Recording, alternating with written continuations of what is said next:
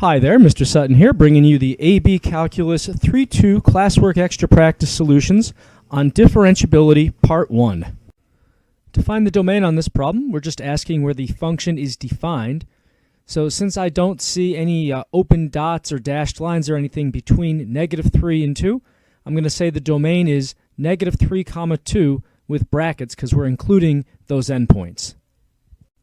To see where this function is continuous, we look for any breaks or holes in the graph, and we don't see any, so we can say this is continuous from -3 to +2. And you could have brackets or parentheses at the endpoints. Certainly nothing outside those, though, because the function is not defined before -3 or after 2. So continuous everywhere in the domain, -3 to 2. Looking for differentiability for this function, we look to see if we have any, first off, discontinuities, which we already saw there weren't any, and also if there are any cusps or vertical tangents, but we don't see any of those either. So this function is differentiable everywhere in its domain, so from -3 to 2. To see the domain of this function, we look to see if there are any open dots that don't get filled in at whatever x values they occur at on this. And there's no open dots that aren't filled in. We do have this weird break at x equals 0, but there's an open dot right on the origin. So we're covering that x value. Everything is defined between -3 and +3. So I'm going to write bracket -3, +3 bracket for my domain. Looking for x values where the function's continuous, we actually first look for places where it's not continuous. And there's only one spot on the domain where that happens, at x equals 0. We have a jump at that spot. So we're going to say then that we have intervals of continuity from -3 to 0, union 0 to +3. Trying to find out where this function's differentiable, we look for places where it isn't. We see that we have one non-differentiable spot at x equals 0 because there is a discontinuity there. So we're going to say differentiable from -3 to 0, 0 to 3. In looking for the domain of this function, we're going to look for places where there are open dots that aren't compensated for by closed dots. We see we have an open dot here at -2, so our domain is going to include -∞ to -2, and then we have to kind of skip over that open dot. Now we see we have another open dot here at x equals 1. However, there's a closed dot at that same x value, so the function actually is defined there. So we're going to say our other interval where the domain exists is from -2 all the way to +∞. On this problem, we're looking to see where our function is continuous. So let's look for discontinuities. We have a discontinuity at x equals -2. That's a removable discontinuity right there. We have another one at x equals 1. That's a jump. Those are our only discontinuities, so our function is going to be continuous everywhere except those two spots. So I'll write continuous from -2, or from -∞ rather, to -2, union -2, 1, and I'm going to use parentheses for all of these. And then we're going to go from 1 all the way to infinity. Trying to find places where this function is differentiable, let's look for spots where it isn't. So we already talked about the discontinuities at -2 and 1. Those are also going to count as non-differentiable spots. And there's one other spot where we're continuous but not differentiable. That's the cusp right here at x equals 3. So we'll build our intervals of differentiability to not include these three trouble spots. So I'm going from -∞ to -2, from -2 to 1, from 1 to 3, and then from 3 to infinity. On this function, we're trying to figure out the domain first off. So that's everywhere the function is defined. Now it looks like this function is definitely going to be defined everywhere except possibly x equals 4. We see here that we have an open dot and a break in the graph. However, there's also a closed dot at x equals 4 to compensate for that open dot. So our function is actually defined everywhere from negative to +∞. To see where this function is continuous, let's first figure out where it isn't. There's actually only one discontinuity on this whole thing, and that's the jump here at x equals 4. So we'll just build our interval around that, going from -∞ to 4, union 4 to +∞.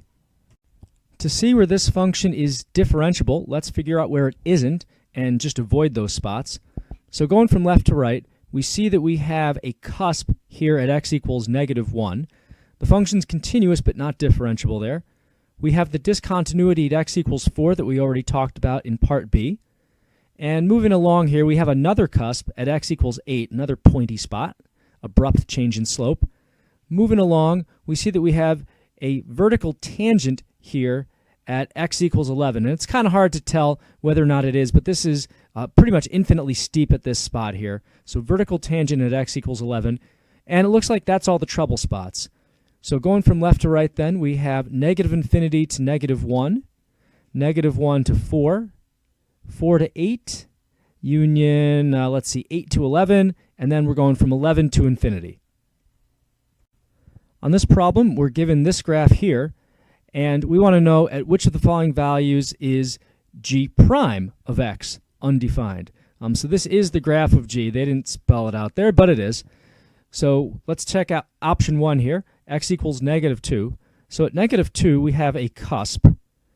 So that means we're going to have non-differentiability happening there, meaning g prime is not going to be defined. So that's a yes for g prime being undefined at x equals -2. Next, at x equals 2, right here, we have a jump, which means we're not continuous, which implies that we're also not differentiable. So that means g prime is going to be undefined there as well. So that's a yes for not defined.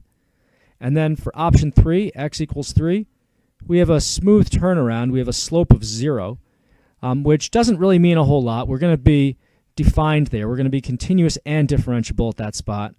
So that's a no. If we can actually figure out the derivative, g prime is defined. So that means that options 1 and 2 then are what we want for undefined. So that would be choice E. For this problem, we're told that f is a function such that the limit as h approaches 0 of all this weirdness equals 5. Which of the following is true? So we're talking about continuity, differentiability, and this is a little different, the derivative of f being continuous, which we'll see is not necessarily the same thing as being differentiable. So what is all this talking about? The key on this is recognizing that they just gave you the limit form of a derivative right here. This is basically saying f prime of 2 equals 5. Based off of that fact, we can pick the right answer choices. So if f prime of 2 equals 5, well, that means f prime exists at x equals 2, which means that our function is differentiable at x equals 2. So that gives us answer choice, or rather option 2, as being correct. But we have to keep going because there's 2 other options to consider. If we're differentiable at x equals 2, well, we get continuity for free based off of that. So that gives us answer choice 1, or option 1. And now option 3, is this true or false? We are differentiable at x equals 2. Does that mean the derivative is continuous there? It does not. Differentiability means that f prime of 2 exists, and it actually also means that the limit of f prime exists at 2. The left and the right side limits of the derivative are matching up. We're getting a smooth transition there with the limits of the derivatives. However, it does not mean that f prime of 2 and the limit as x approaches 2 of f prime are actually the same thing. We don't know that these are the same thing, which is what we would need to prove in order to show that our derivative was continuous at x equals 2. So because of that fact, we can't choose choice 3. So that means that only options 1 and 2 are going to be true, which gives us answer choice C. Now, the good thing about this problem, once you saw the answer had to have 1 and 2 in it, there's actually only one answer choice that has that anyway, so there's a way to get around this last one, but this is why option 3 is not true. On this problem, we're given the graph of f. We want to know at what value of x the f graph is continuous but not differentiable. So let's just look at each of these answer choices. At choice A, we have a cusp. That means we're continuous but not differentiable because we have an abrupt change in slope. So continuous, not differentiable. Choice B, we have a removable discontinuity, so we're not even continuous there. Choice C is a smooth turnaround. We are continuous and differentiable at that spot. Choice D, we have a jump, so not continuous. And then choice E, we're continuous and differentiable. Nothing fancy going on at choice E. All right, so we wanted continuous but not differentiable. The only one that fits that description is A, the cusp. For this problem, we're given the graph of f, and we want to know which statement must be false. So we're just going to go through and eliminate everything we can here. Statement 1, f of a exists. They're saying that has to be false. Well, f of a is the y value at the x value a. We see we have a solid dot at the x value a, so that means that f of a does actually exist there. Next, f of x is defined between 0 and a. Well, it looks like between 0 and a we've got a solid line, so this is a no for being false. Because we have that solid line, we must be defined there. Next one, f is not continuous at x equals a. So not continuous means there's some kind of break in the graph.